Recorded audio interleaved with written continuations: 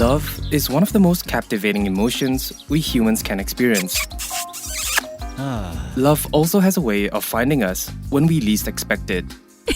Sometimes, it has this uncanny ability to bring together two people who at first glance may seem like they belong in entirely different galaxies of the universe. Sounds familiar? You know, the kind of couple who seem to defy all odds and make everyone around them do a double take. Don't tell them we said that. Love has the power to move mountains and inspire acts of kindness. It can illuminate our lives and fill our hearts with joy. From the gentle touch of a lover's hand to the melodic whispers of promises, love can transcend time and space, enveloping us in a blissful haze of passion and desire, making us truly feel alive. But enough about the good side of love. How many people actually talk about the bad side? Sure, love can make our hearts race, our minds swirl, and our souls soar. Yet for some people, love in its intensity can also possess a darker side. It can become an all-consuming obsession, distorting perceptions and driving people to desperate measures. Sometimes, in the name of love, lines are blurred, boundaries are crossed, and the very essence of morality is challenged. This raises the question: when will love ever push us over the edge and lead us to commit evil acts? Well, it's most likely to happen when it's taken away from us. You're listening to Heinous, an Asian true crime podcast brought to you by One Up Media. This episode contains scenes of graphic imagery and violence. Listener discretion is advised.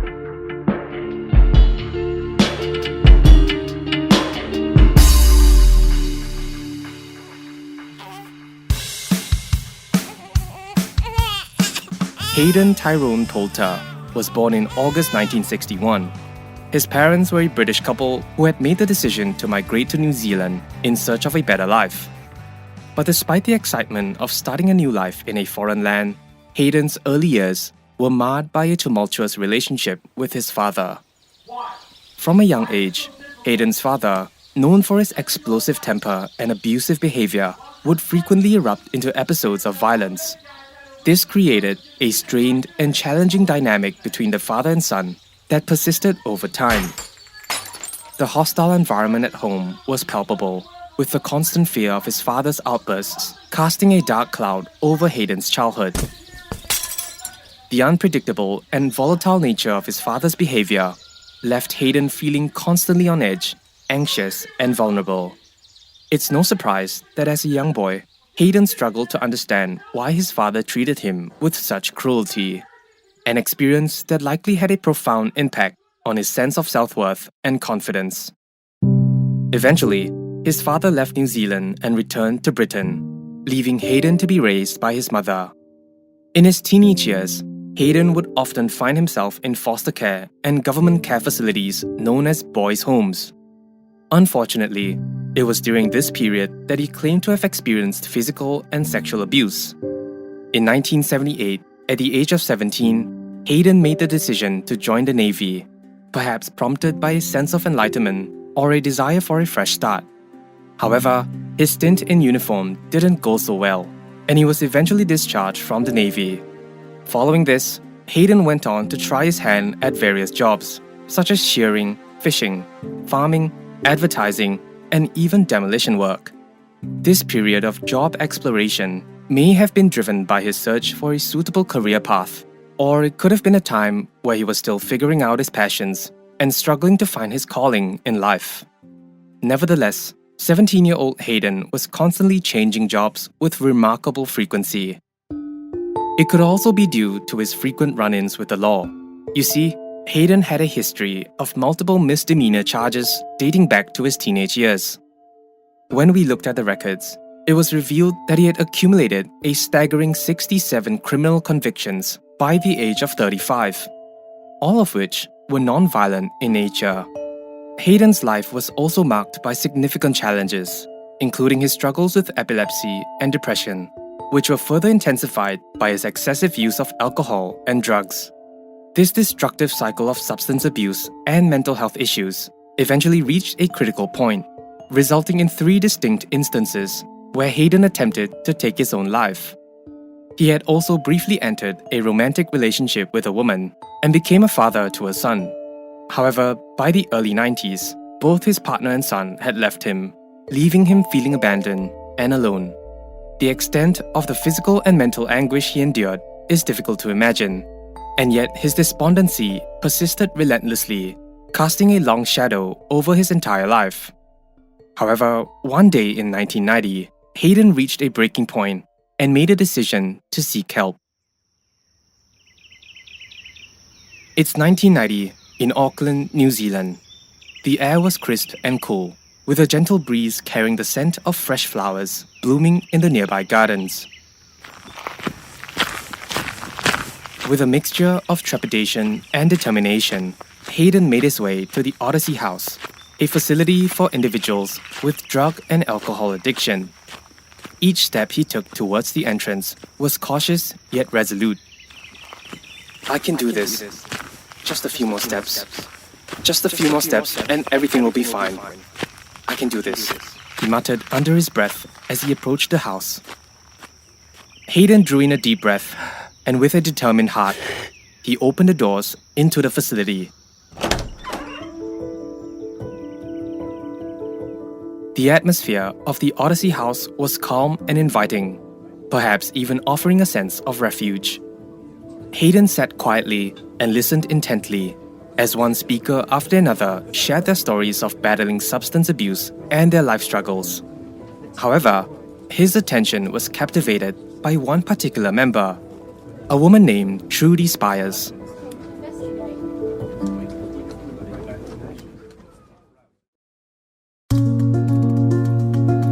Trudy was a single mother and part-time masseuse. She had sought refuge at the facility in her pursuit to overcome her challenges with alcohol. Hayden, on the other hand, was there to address his addiction to marijuana and LSD. Despite the differences in their vices, it was evident that both of them shared a common purpose: the pursuit of sobriety and a better life. In each other's company, they found solace and support as they embarked on their paths towards recovery together. They also found one other thing that we mentioned earlier: love. Love does work in mysterious ways, but in this case, it might not be for the better. As Hayden's stay at the rehab house neared its end, records indicate that the couple got into a relationship and decided to leave the rehab house together, but their addictions remained a challenge they had yet to overcome. Nevertheless, the pair rented a flat in Avondale, a quiet suburb in Auckland. During this period, Hayden worked in demolition, working tirelessly to make ends meet. Trudy, on the other hand, worked part-time as a sex worker. On record, Trudy's sister described the couple as normal and nice, even though they had their fair share of arguments.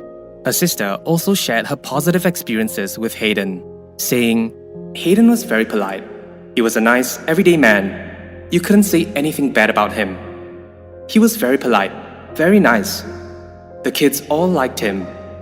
Except one, my littlest, didn't think very much of him." In the mid-90s, the couple found themselves in a familiar struggle. Hayden remained heavily dependent on narcotics, while Trudy continued to abuse alcohol. As their addiction issues persisted, their situation seemed bleak.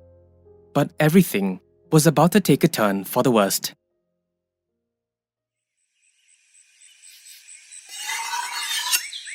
On August 29, 1996, Trudy Spires entered a local dairy shop and robbed it, holding its owner at knife point. According to the police report, Trudy entered the shop and caught the owner off guard by putting her left arm around his chest and pressing her right arm, which held the knife, against his collarbone. Tensions were high as she then demanded, "Give me all your money." The owner complied, giving her about $198 from the cash register. What happened next was unexpected. Trudy threatened the owner to call the police, saying, "Get the pigs, get the bastards." As the owner called the police, Trudy's voice could be heard on tape saying, "If you don't come here, I'm gonna kill your mate." Around this time, she also made unusual comments such as, "Everybody's doing this. Why shouldn't I? I'm not doing this for the money."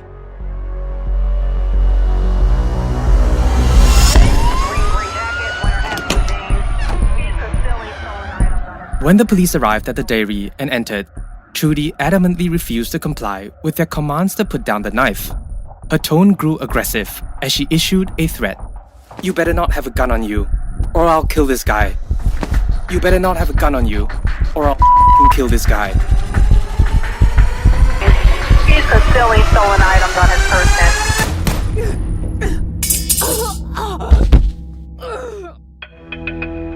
When an officer found the left side of Trudy's body exposed towards him, he fired 2 shots, one hitting her in the left shoulder and the other in the left arm. Trudy dropped the knife and eventually collapsed to the floor, where she was handcuffed and later taken from the scene by ambulance. Trudy Spires was sentenced to 4.5 years in prison for the armed robbery. She was transferred to Christchurch Women's Prison to serve her sentence. Unfortunately, Hayden couldn't sustain their rental payments for their flat after Trudy's incarceration, and he was now left homeless. It's unclear where he stayed during this period, but according to Hayden himself, the emotional toll of losing his girlfriend and his home triggered something within him. Something that was building up for years. For Hayden Poulter, this incident had caused a new second identity to surface, one that he calls Hell.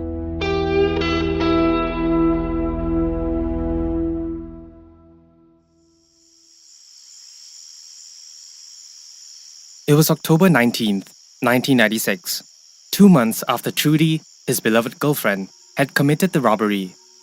Hayden Poulter was scouring a stretch of bars on a road with a disturbing intention, as he candidly stated himself, to find a to kill. Around 5 a.m., Hayden came across a 21-year-old sex worker named Natacha Hogan. He approached her with the intent of soliciting her services, and after negotiating, they agreed on a price of $60 for oral sex. However, Hayden expressed a preference for the act to take place in a park rather than his car. Natacha agreed, and after they got into his car, he drove her to Simon Street Cemetery before proceeding to the park. After Hayden received the services he paid for, he retrieved a belt buckle from his belt and viciously struck her. It was dark, cold, and not a single soul in sight. There was no one out there to see what they were up to, and no one to hear Natacha's cries for help. After delivering 6 consecutive strikes, Hayden realized that the buckle had broken in half, but Natacha was miraculously still alive. Undeterred, he then attempted to strangle her, but even this effort proved futile. Natacha was still alive, but she was barely hanging on. Determined to complete his heinous act, he proceeded to brutally slam a 33-kilogram rock onto her head, killing her. Perhaps the most alarming fact was that when he was questioned about the excessive violence used during Natacha's murder, Hayden would be quoted on record saying, "Bitch wouldn't die." Hayden then took a handbag with him as he fled the scene. He returned to his car and drove west while rummaging through Natacha's handbag in hopes of retrieving his $60. However, his efforts were in vain, as his money was still in Natacha's pocket. He then pulled over on an empty road to dispose of the handbag and his bloodstained belt buckle. He continued driving west for another half hour until he arrived at a public beach.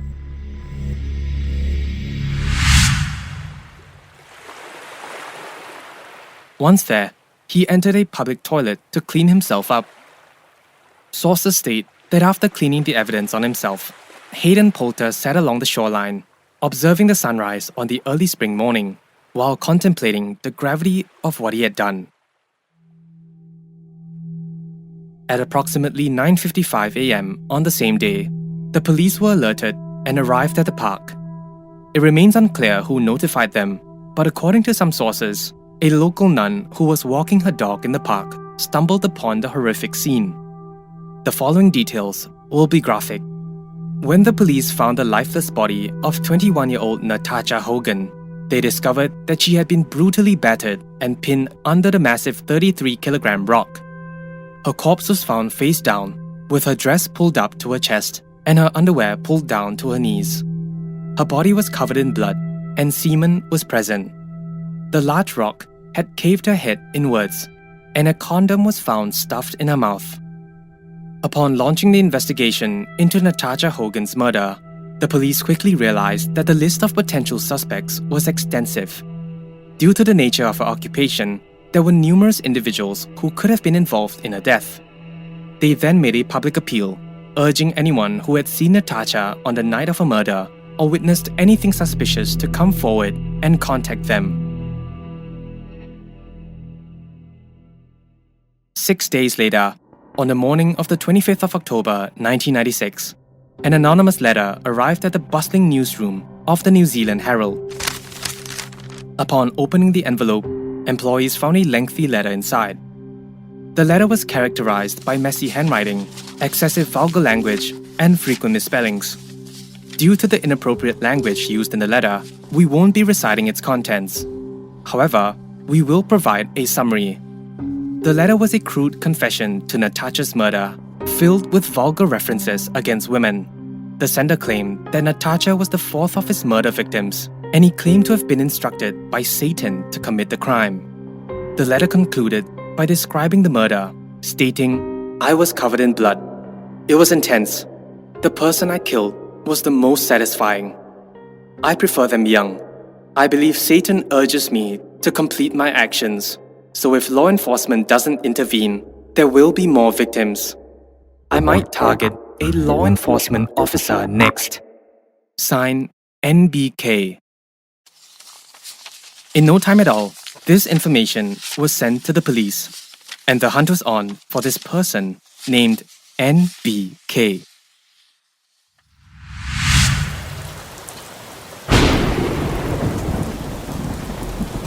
On October 26, 1996, just one day after the letter was received at the New Zealand Herald newsroom, Hayden Poulter visited Cleopatra's massage parlor located on 4th Street. It was apparent that Cleopatra's was not a conventional massage parlor, but rather one that offered unique services. Hayden proceeded to book a 1-hour session with a Thai masseuse named Lara Nymphet.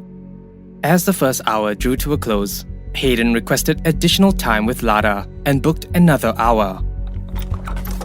As Lara left the room to prepare some coffee, Hayden reached under the bed and pulled out a knife. When Lara returned, hell broke loose again.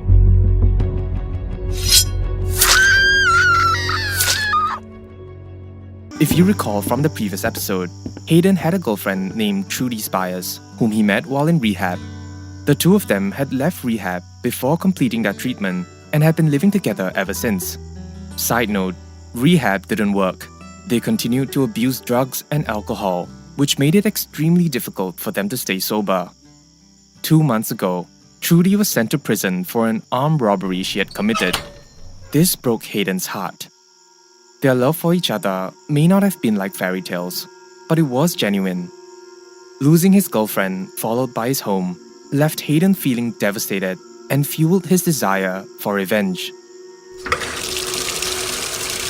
Inside the caravan, Hayden meticulously washed his leather jacket, which was drenched in Natasha's blood. The next day, when Donna Spires returned from her night shift at 7 a.m., she immediately noticed that Hayden had taken care of his laundry, and the leather jacket that was once bloodstained was hanging. She said, "The first thing I noticed was he'd done his washing. It was hanging on the line, and his leather jacket was washed and hanging there too. I just thought, what a stupid male to wash a leather jacket, fancy putting it through the machine. I'd never have thought he just killed someone. And there was blood all over the jacket." For the next few days, Hayden remained out of sight, leaving no trace of his whereabouts. On October 25, 1996, the same day that the anonymous letter arrived at the New Zealand Herald's newsroom, Hayden Poulter took all of his stuff and left the caravan. ETA for transport, 10 minutes. Miss Spires, Tell me about what you saw in the caravan. All his stuff was gone. Everything. So he must have taken it that morning when he went to work. Donna wouldn't know it at the time, but Hayden was making his way to a massage parlor with a large 16cm knife concealed in his pocket. He was looking for his next victim.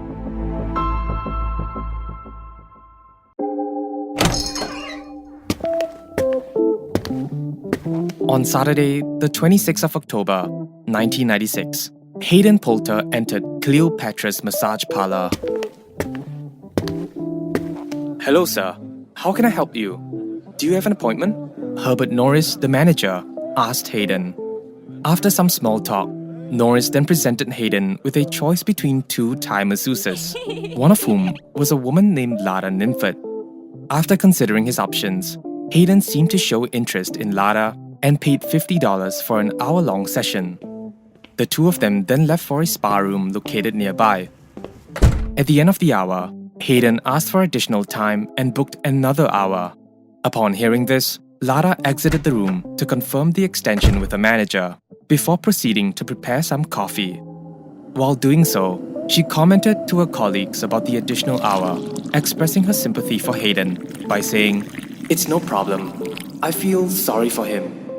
Little did Lara know that as she stepped back into the room and shut the door, she was about to come face to face with hell.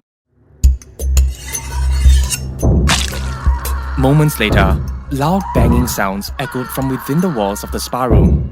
The frenzied screams of Lara could be heard piercing through the air.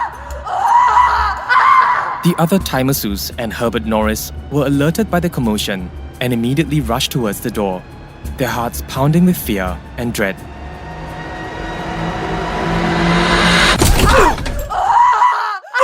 This is a news excerpt from the New Zealand Herald describing the events of the attack. As Mr. Norris stands outside the spa room, the door suddenly opens and the customer stands naked with a large knife in his hands. He stabs Mr. Norris in the forehead before pulling the knife out and turning it on the other Thai masseuse, stabbing her in the arm, chest, and back. Despite this frenzy, the customer notices Mr. Norris has writhed away. He straddled him and stabs him repeatedly in the chest and upper body area before returning to the spa room. He stabs Lara Nimford a further 2 times in the chest before dressing and fleeing out a second-floor window.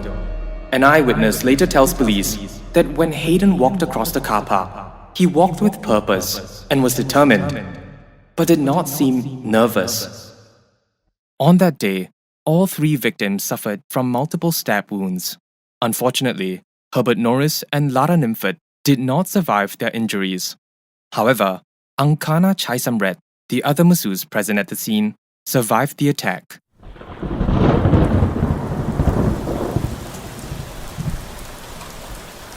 In the evening of that fateful day, Hayden Poulter made his way to the Auckland Central Police Station. He had a limp, and it was evident that he had sustained a leg injury during his escape from Cleopatra's. Upon reaching the police station, he approached the front desk and asked to speak to a constable about important matters. Excuse me, officer, Hayden said to an officer that had his back towards him. Yes, sorry about that. How can I help? Hayden's clothes and hair was in disarray. He had bruises and cuts, as well as some swelling on his face and body. However, it was the bloodstains on his clothes that drew the officer's attention. The officer eyed Hayden's disheveled appearance warily, his hand instinctively inching towards his gun. Wait, listen to me, Hayden interrupted. Get me a constable. I need to speak with a constable. It's regarding important matters. Officers then led Hayden to a room for a videotaped confession. The room was dimly lit, with a small table and a few chairs placed around it. Hayden took a seat as the officers set up the video equipment to record his statement.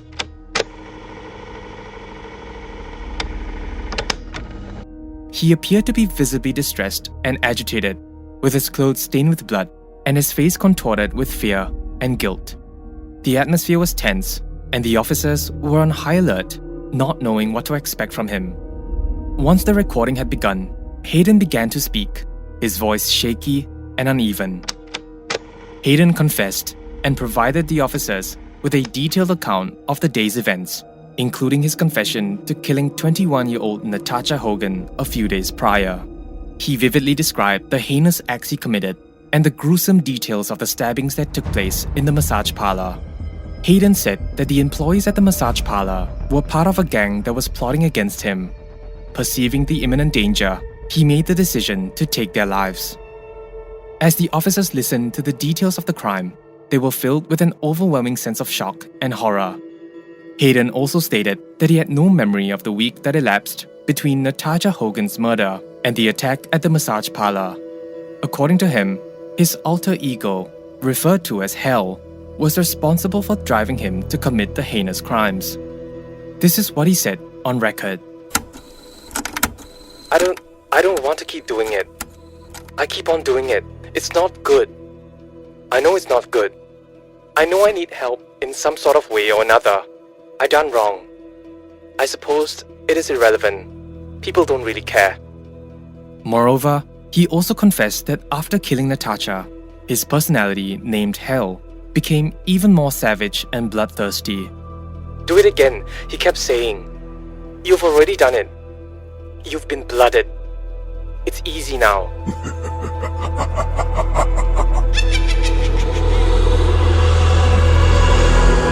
Despite his actions, Hayden did express remorse.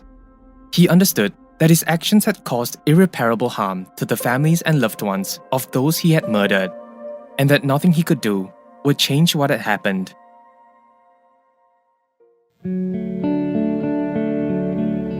On September 1st, 1997, Hayden Tyrone Poulter entered a guilty plea in the High Court to the rape and murder of Natacha Hogan, as well as the murders of Herbert Norris and Lada Nimford.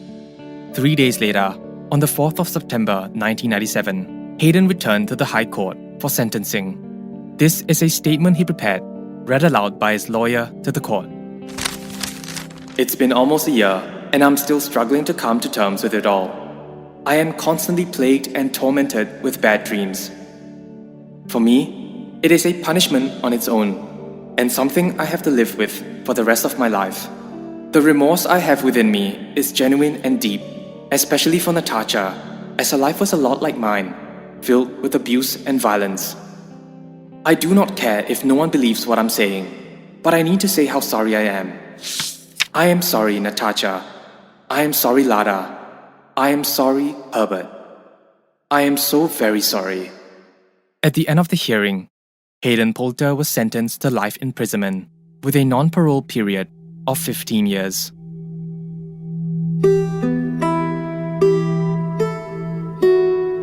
"14 years had passed since Hayden was sent to prison. After being eligible for parole in 2011, Hayden confessed that he had created the persona of Hell because he couldn't face the reality of his own actions.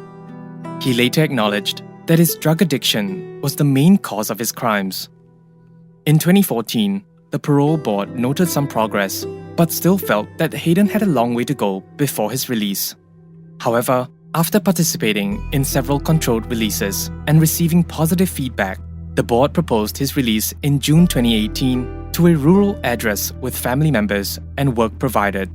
Hayden would be subjected to 11 parole conditions for life and 15 special conditions for 5 years, including GPS monitoring and a ban on contacting his victims, the media, or prostitutes.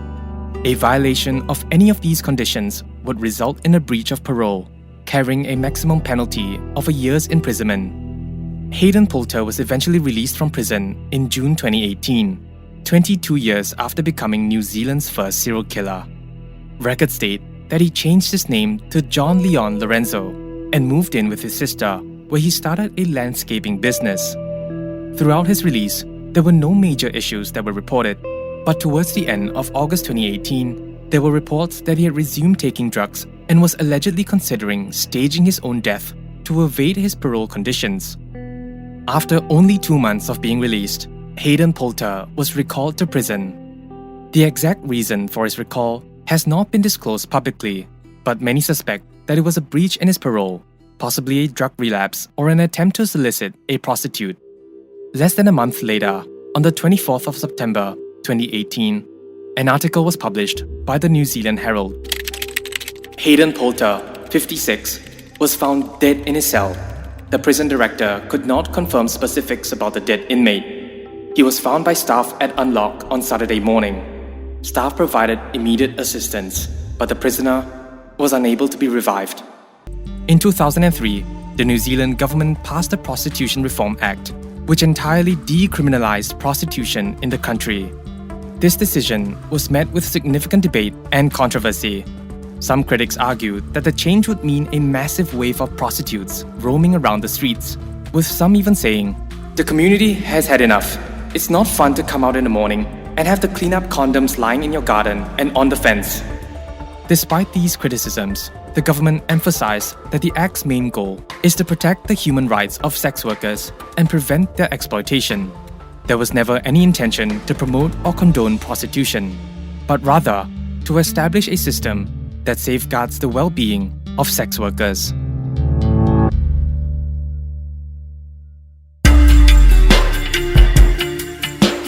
Thank you for tuning in to this episode of Heinous, an Asian true crime podcast brought to you by the One Up Media. If you would like to share some feedback or suggest other cases that you would like us to cover, head on down to our website at asiantruecrimepodcast.com. This episode was researched, produced, and written by Yo Gong Jin, with audio engineering by Ethan Sam. We hope to see you again soon in the next episode of Heinous.